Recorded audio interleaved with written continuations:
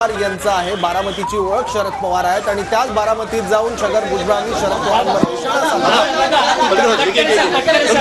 भुजबळांनी शरद पवारांच्या भेटीला गेलेले आहेत। पण त्या संदर्भामध्ये भुजबळ साहेबच आपल्याला सांगू शकतील त्यांच्या भेटीपाठीमागचं प्रयोजन।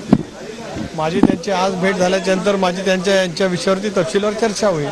पण जवळपास असं भुजबळ साहेब ज्येष्ठ नेते आहे, त्याच्यामुळे परवानगीचा प्रश्न त्या ठिकाणी येतच नाही। पण प्रत्यक्षात ज्यावेळेला त्यांची माझी भेट होईल त्यावेळेला मी या बाबतीमध्ये खुलासा करेन। धन्यवाद। पण भुजबळ साहेब पाऊण तास जे आहे ते सिल्लोडच्या बाहेर बसलेले होते। मला या विषयावरती काय माहित नाही। सर, बातमी आली की तिसरी आघाडी अजित पवार आणि राष्ट्रवादीकडे जी आहे तिसरी आघाडीला ह्या सगळ्या कल्पित निराधार बातम्या आहेत। सर, पण यापूर्वी देखील पवारांची भेट बिलकुल भुजबळ नाराज असतात। कारण काय, काल बारामतीच्या सभेमध्ये उत्स्फूर्तपणाने त्या ठिकाणी ते होते। त्यामुळे विनाकारण काहीतरी चुकीचा पसरून त्यांच्याबद्दलचं ते एक ज्येष्ठ नेते आहे, त्यांचं एक व्यक्तिमत्व आहे। महाराष्ट्रामध्ये त्याने एक आपलं स्वतःचं आगळेवेगळं स्थान निर्माण केलेलं आहे। त्यांच्या भेटीमागचं प्रयोजन त्यांची माझी भेट झाल्यावर मी तुम्हाला सांगेनच नक्की। धन्यवाद।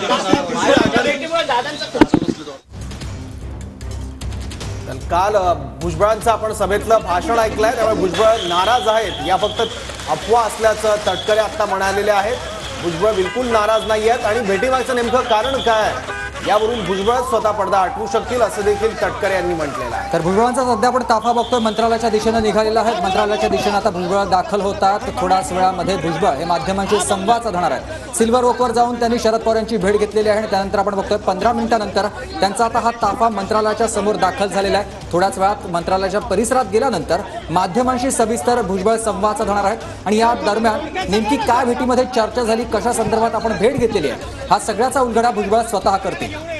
या सगळ्या घडामोडींची चर्चा होण्याचं कारण म्हणजे क्रोनॉलॉजी आहे। सगळ्यात आधी मराठा आणि ओबीसी आरक्षणासंदर्भात सर्वपक्षीय बैठकीचं आयोजन सरकारकडून करण्यात आलेलं होतं, पण विरोधी पक्षांनी त्यावर बहिष्कार टाकला। कुठलाही विरोधी पक्षनेता त्याला हजर नव्हता आणि काल बारामतीत जनसन्मान सभा आयोजित करण्यात आलेली होती राष्ट्रवादी काँग्रेस अजित पवार गटाकडून। आणि या सभेत बोलताना छगन भुजबळ यांनी थेट शरद पवार यांचं नाव न घेता त्यांच्यावर निशाणा साधला होता। विरोधी पक्षाचे नेते सभेला येणार होते, पण बारामतीतून संध्याकाळी 5 वाजता फोन गेला आणि त्यानंतर कुठलेही विरोधी पक्षांमधले नेते बैठकीला आलेले नाहीत। त्यामुळे तशा सूचना बारामतीतूनच गेल्याचा आरोप छगन भुजबळ यांनी केलेला होता। छगन भुजबळ हे भूमिका स्पष्ट करणारे नेते आहेत। ते कोणत्याही भूमिकेवरती ठाम असतात आणि त्यांनी देखील काल घेतलेली भूमिका, आपल्या भाषणात केलेलं वक्तव्य आणि या सगळ्यानंतर देखील बरेच आरोप प्रत्यारोप झाले तरी देखील शरद पवारांची भेट घेण्यासाठी ते स्वतः दाखल झालेले आहेत। त्यामुळे शरद पवारांची समजूत घालण्यासाठी की इतर कोणत्या गोष्टींसाठी ते भेट घेण्यासाठी गेले होते हे आता येत्या काही काळातच स्पष्ट होणार आहे। मात्र अजित पवार गटाच्या इतर नेत्यांकडून आता वेगवेगळ्या प्रतिक्रिया येत आहेत की छगन भुजबळ हे आमच्यासोबत कायम राहतील, ते आपली भूमिका घेण्यासाठी स्पष्ट असतात। त्यामुळेच आज नेमकी भेट ही कशा संदर्भात होतील हे स्वतः ते सांगू शकतात असं सुनील तटकरे म्हणालेले आहेत। त्यामुळे आता छगन भुजबळ नेमके कशासाठी गेले होते ते स्वतःच ते स्पष्ट करतील। काल ज्या नेत्यावर टीका केली आज त्याच नेत्याच्या घरी ते गेलेले आहेत, त्यामुळे इतकी सगळी चर्चा होते। काल टीका आणि आज भेट, त्यामुळे राजकीय विश्वात चर्चा होत्या। या भेटीबद्दल अनेक प्रश्न उपस्थित होत आहेत। उत्सुकता आहे की भेट नेमकी काय, चर्चेचे मुद्दे कोणते आहेत, चर्चेचा विषय नेमका काय असू शकतो। तर युतीत छगन भुजबळ अस्वस्थ असल्याचं देखील बोललं जात आहे।